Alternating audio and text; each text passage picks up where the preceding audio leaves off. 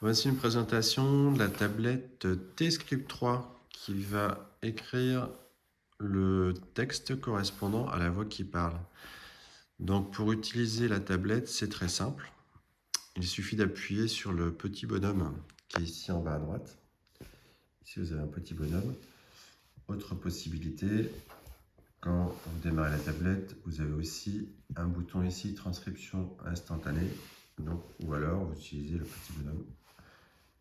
Donc voilà. Donc là ici, la tablette, en fait, elle va faire du sous-titrage. Donc, c'est une tablette qui est adaptée pour un usage pour 2 ou 3 personnes.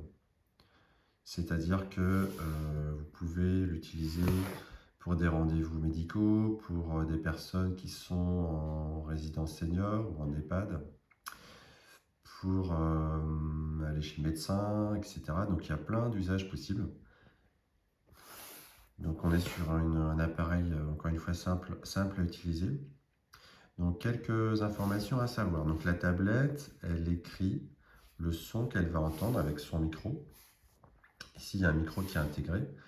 Donc, elle va écrire tout ce qu'elle entend. Donc, elle ne va pas différencier qui parle. Donc, elle va écrire au fil de la discussion.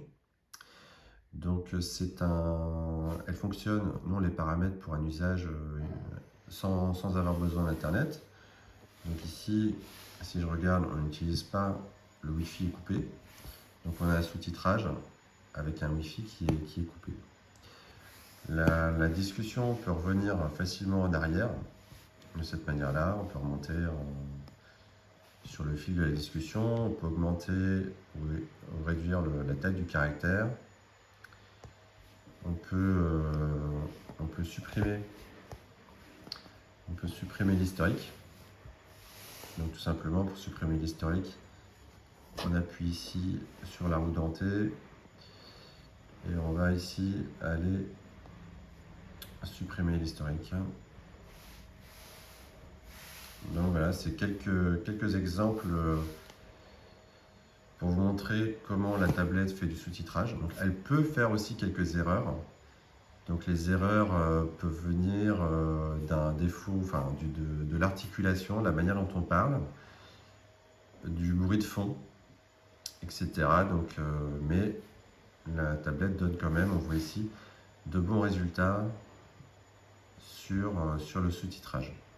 N'hésitez pas à nous contacter pour les moindres questions que vous pouvez avoir.